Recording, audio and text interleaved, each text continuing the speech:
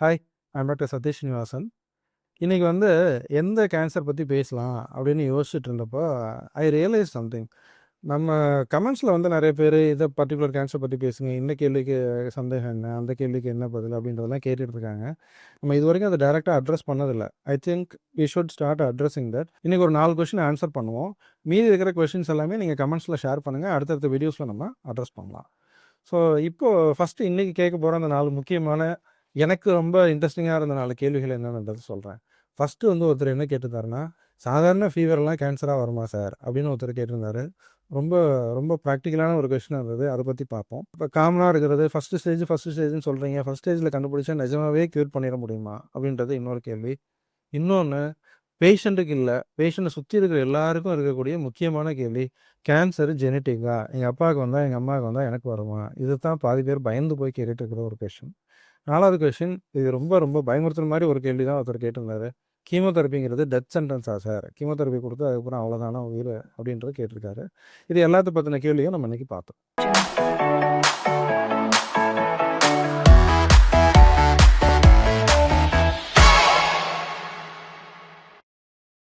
So, இப்போ first question, சாதாரண fever கேன்சரா வருமா? ஒரு விஷயம் புரிஞ்சுக்கோங்க. மெடிசின் பொறுத்தவரைக்கும் 100%ன்னு எதையுமே சொல்ல முடியாது. நான் வராது அப்படின்னு சொன்னாலும் அது தப்பு. எல்லா ஃபீவரும் கேன்சர்ன்னு சொன்னாலும் அது தப்பு.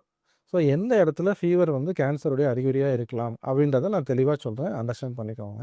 இது 2ஆ பிரிச்சுக்குவோம். ஒண்ணு குழந்தைங்கள்ல, இன்னொன்னு அடல்ட்ஸ்ல. அந்த மாரி பிரிச்சுக்குவோம். குழந்தைங்கள பொறுத்தவரைக்கும் என்னன்னா, குழந்தைங்கள்ல காமனான கேன்சர்ஸ் என்னன்னா, 2 வித்தியாசமான அன்னிஃபுல்லான கேன்சர். ஒண்ணு பிரெயின் கேன்சர், இன்னொன்னு பிளட் கேன்சர். ஸோ, பிபி ஞாபகம் வச்சுக்கோங்க. இந்த பிளட் கேன்சர் நெறைய சமயங்கள்ல எப்படி பிரசன்ட் ஆகும்னா, ஃபீவரா தான் பிரசன்ட் ஆகும்.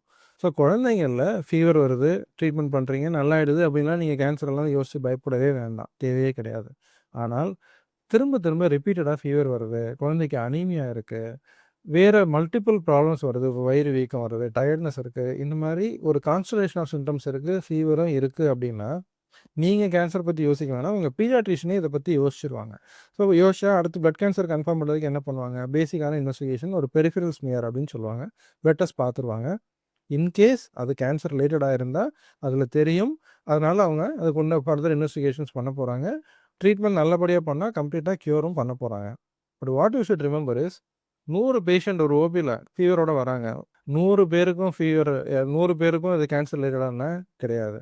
சரி, 500 பேர் வராங்க, 1000 பேர் வராங்கன்னா, அதில யாராவது ஒருத்தருக்கு இது ரிலேட்டட் டூ கேன்சரா இருக்கலாம்.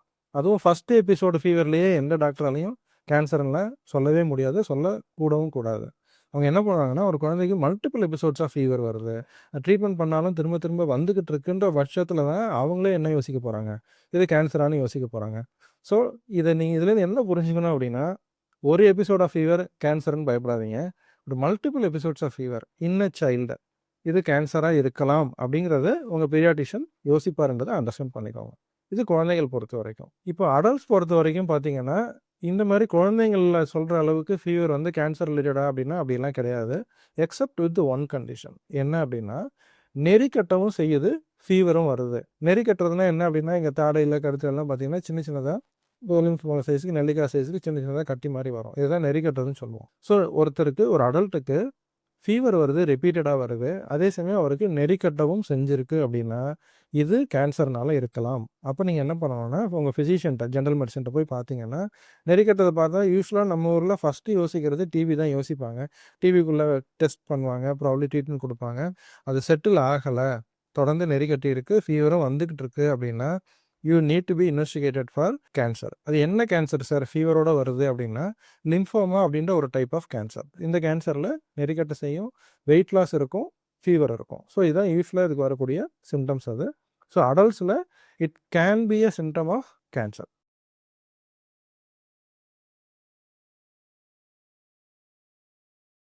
2வது கொஸ்டின் என்ன சொல்லியிருந்தோம்? ஸ்டேஜ் 1 கண்டுபிடிச்சா கியூர் பண்ண முடியுமா? Once again you have to remember, there is no 100% in medicine. மெடிசின்ல எங்கேயுமே 100%ங்கிறது ரேர். இப்போ ஃபர்ஸ்ட் ஸ்டேஜ் கேன்சர்ல, பெரும்பாலான கேன்சர்ல cure rates are above 95%. But not yet 100%. அப்போ அந்த 95% அப்படின்னா என்ன புரிஞ்சுக்கணும் அப்படின்னா, இதை அந்த ஓபியில் இருக்கிற சில பேஷண்ட்ஸ் உங்களுக்கு கியூர் ரேட் 95%னா அவங்க புரிஞ்சுக்கிற விதம் கொஞ்சம் ஃபன்னியாக இருக்கும். என்னன்றதை நான் சொல்கிறேன். ஒருத்தருக்கு கழுத்தில் ஒரு கட்டி இருக்குது, அப்படின்னு வச்சுக்குவோம். அந்த கட்டி சைஸ் வந்து 10 சென்டிமீட்டர் இருக்கு. இப்போ உங்களுக்கு க்யூர் ரேட் 95%னா அவங்க என்ன நெனச்சுக்குவாங்க, இந்த 10 சென்டிமீட்டர் இருக்கிற கட்டியில 95% குறைஞ்சிரும் போல. மீதி 5% கட்டி இருக்கும் போல. இதத்தான் 95% க்யூர் ரேட்ன்னு சொல்றாரு அப்படின்னு நெனச்சுக்குவாங்க. அப்படி கிடையாது. க்யூர்ன்றது இருக்கிற கட்டிய இல்லாம பண்ணிர்றது. அது பேரு தான் க்யூர். அந்த க்யூர் பண்ணி முடிச்சதுக்கு அப்புறமா, அதாவது ட்ரீட்மெண்ட் பண்ணி அந்த கட்டிய இல்லாம பண்ணதுக்கு அப்புறமா, 100 பேர் நம்ம ட்ரீட் பண்ணியிருக்கோம். 100 பேருக்கும் கட்டி இல்லாம போயிருச்சு. இந்த 100 பேர்ல எத்தன பேருக்கு வராம இருக்குங்கிறது தான் க்யூர் ரேட். ஸோ கட்டியோட சைஸ் கிடையாது. திரும்ப வர்றத தான் நம்ம க்யூர்ன்னு சொல்றோம். ஸோ இப்போ 100 பேர் ட்ரீட் பண்றோம். 95 பேருக்கு வரல.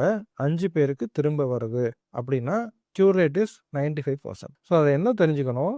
10 பேர் வந்தா 9 பேருக்கு வராது. அதுலயும் ஒருத்தருக்கு திரும்ப வரலாம்.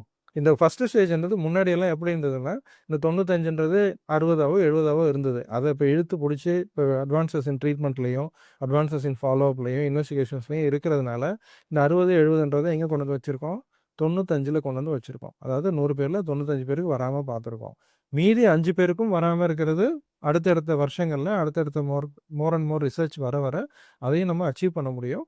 பட் இன்னைய தேதிக்கு ஒரு 3 பேருக்கோ, 5 பேருக்கோ திரும்ப வர்றதுக்கு வாய்ப்புகள் இருக்கு. Out of 100.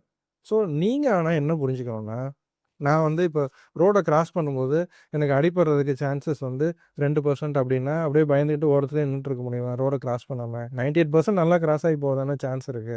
அத பத்தி தான் நீங்க யோசிக்கணும். அதே மாரி எல்லா ஸ்டேஜ் 1 கேன்சர் பேஷண்ட்டும் நீங்க என்ன புரிஞ்சுக்கணும்னா, you are more likely to be in the 95%, 97% then to be in the 3%. That is what you should focus on. இன்னொரு விஷயம் இந்த ஸ்டேஜ் 1ல இருக்கக்கூடிய ஒரு சூட்சுமம் என்ன அப்படின்னா, இப்போ என்ன டாக்டர் நீங்க 100% சொல்ல மாட்டேங்கிறீங்க. 97 தான் சொல்றீங்க அப்படின்னு நினைச்சிட்டு நீங்க யோசிச்சுட்டு ஊர சுத்திட்டு இருந்தீங்கன்னா, ஸ்டேஜ் 1ன்றது எங்க போகும்? ஸ்டேஜ் 2க்கு மாறிடும். ஸ்டேஜ் 2ல க்யூர் ரேட் என்ன? 80%. இப்போ 97ல இருந்து நீங்க எங்க வந்துருவீங்க? 80க்கு வந்துருவீங்க. You have a 20% chance of cancer coming back. அதனால இந்த 3% பார்த்து சோகப்பட்டு உட்கார்ந்துட்டு இருக்காம, இந்த 97% கிராப் பண்றதுக்கான வேலைகள ஆரம்பிச்சுருங்க.